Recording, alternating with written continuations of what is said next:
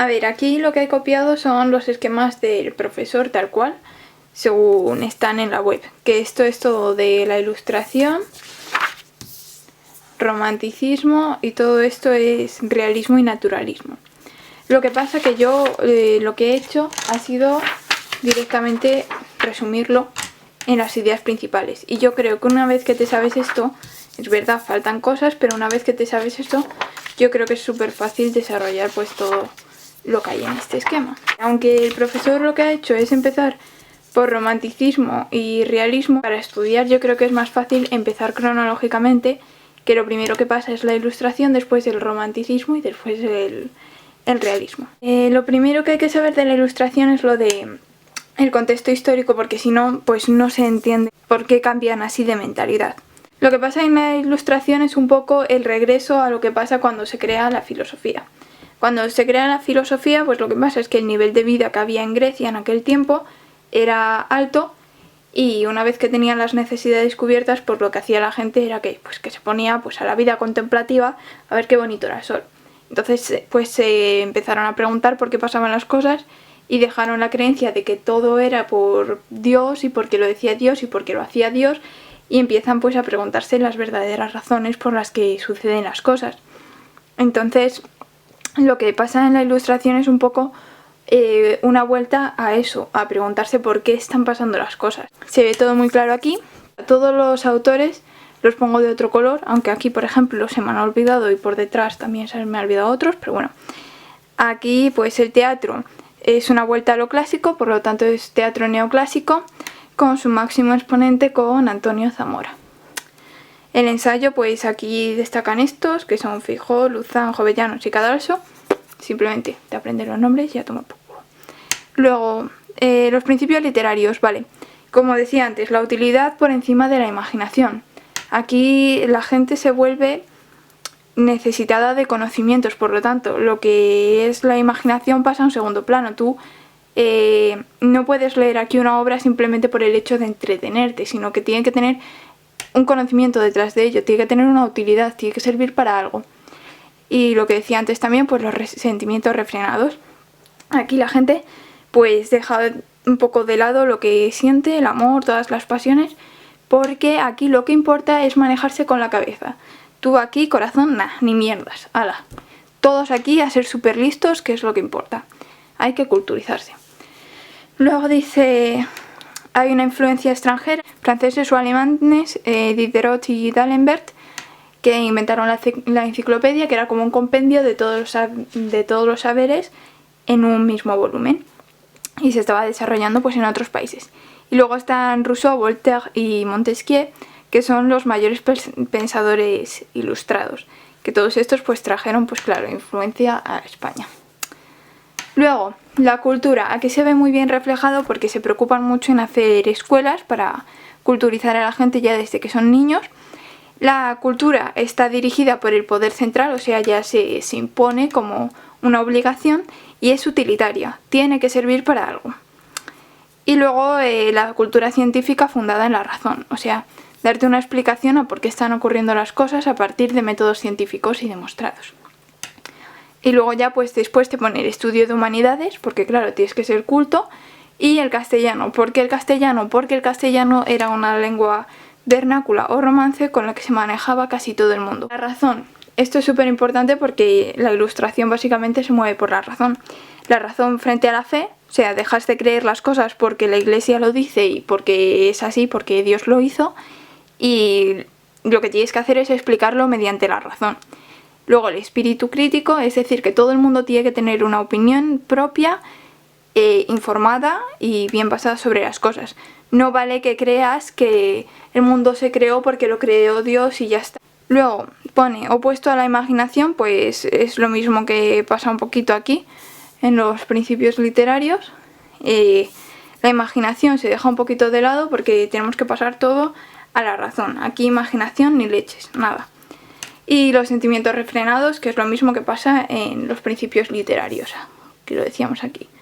Nada, aquí sentimientos nada, todo con la cabeza, nada de corazón. Después el despotismo ilustrado, que es el tipo de política que se va a llevar a cabo aquí, que la frase que se dice siempre que se estudia esto es todo para el pueblo pero sin el pueblo, porque se supone que el monarca aquí tenía que gobernar pensando en el bien de todo el mundo, pero ese todo el mundo no podía elegir en lo que se hacía. O sea, él tenía que pensar en lo que era mejor, tenía que actuar según lo que era mejor, pero el pueblo no podía decidir. O sea, él se suponía que tenía que hacer lo correcto y lo iba a hacer. Punto. Entonces lo que se hace es que se separa la Iglesia y el Estado, porque hasta entonces la Iglesia era un punto fundamental de orden de todo, y se promueve el deísmo, creer en Dios, y el agnosticismo, que es básicamente, en palabras resumidas, creer en lo que ves y en lo que puedes demostrar y en lo que te pueden demostrar. Y luego hay una difusión de las ideas ilustradas, porque aquí, claro, están haciendo una campaña enorme para que todo el mundo se culturice.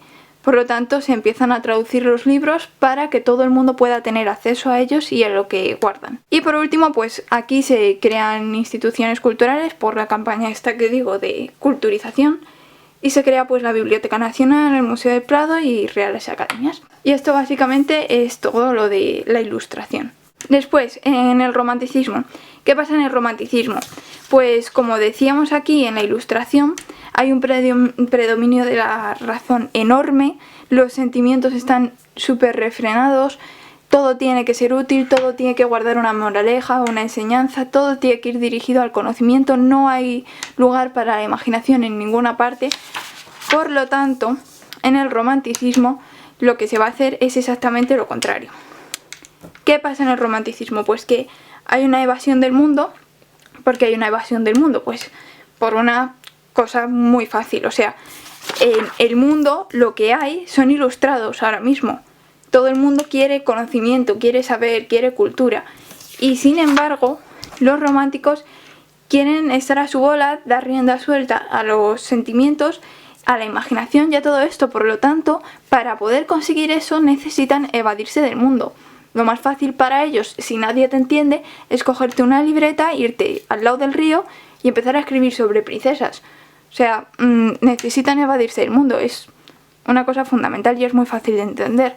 Luego, hay una exaltación del sentimiento porque, claro, una vez que ellos ya han roto las reglas de no quiero nada de conocimiento, quiero escribir por imaginación y quiero dar rienda suelta a mis sentimientos, lo que se hace es que no solamente se da rienda suelta a los sentimientos, sino que se hace de una forma muy exagerada.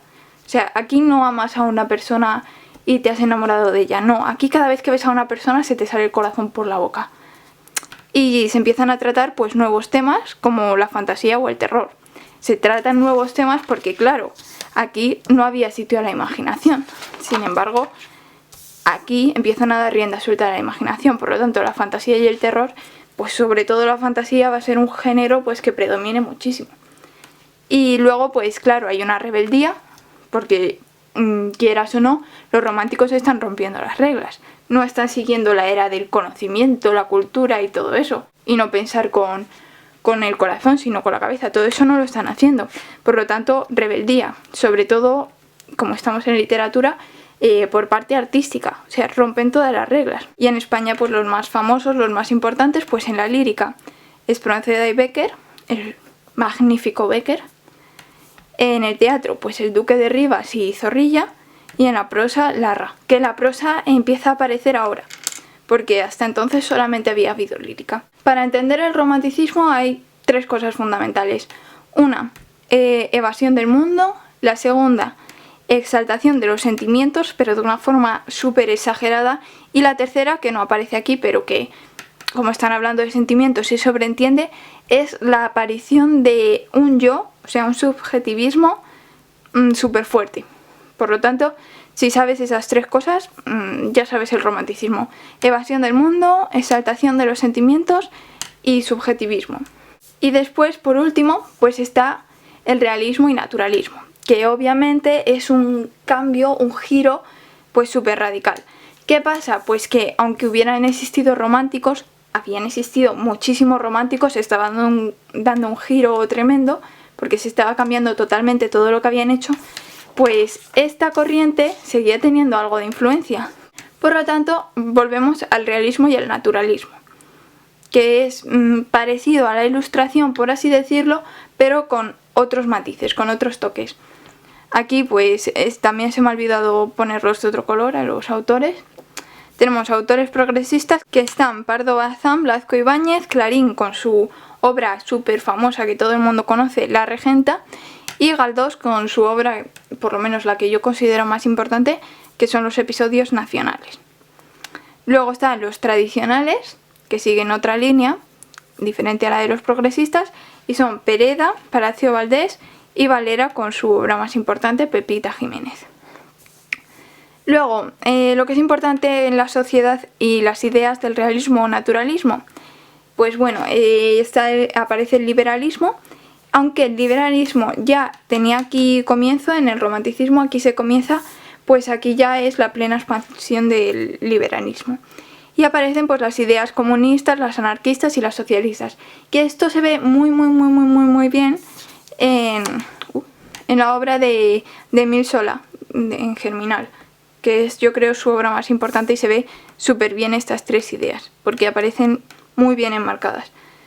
Y pues también en la sociedad de ideas, pues las teorías científicas, porque en parte, como he dicho antes, volvemos a lo de la Ilustración. Si aquí era muy importante lo de la ciencia porque demostraba las cosas, pues aquí también. Así que se vuelve a las teorías científicas. Y luego están las características, que es la oposición al romanticismo, completamente, o sea, se ve, a primera vista se ve la oposición.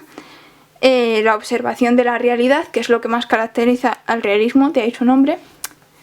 Luego, un desarrollo psicológico de los personajes, que yo creo que todos los que habéis leído El sí de las niñas, pues se ve muy fuerte. ¿Pero por qué hay un desarrollo psicológico de los personajes? Porque necesitan transmitirte la realidad. Y de hecho, el realismo, la diferencia principal que tiene con la Ilustración es que en el realismo no se van a centrar solamente en reflejar la realidad, sino que se van a centrar en reflejar lo más feo de la realidad. Y para eso necesitan tener un desarrollo psicológico de los personajes de la literatura, porque si no, no te pueden reflejar perfectamente lo más feo de la realidad. Necesitas ver que lo están pasando mal, o que tienen miedo, o que sufren, etcétera, etcétera. Y por fin, pues hay un desarrollo pleno de la novela, que como hemos dicho, empezaba aquí con Larra, porque hasta entonces todavía ha sido lírica, pues aquí ya pues tiene un desarrollo pleno. Y ya pues como máximo representante del naturalismo, pues Émile Zola. Y he puesto yo aquí la obra, que no sé si salen los apuntes, pero es la más importante, que es Germinal. Y por fin, si queréis copiar el esquema, pues como he dicho, a ver, faltan cosas, porque en este esquema salen más cosas, pero se ven las cosas.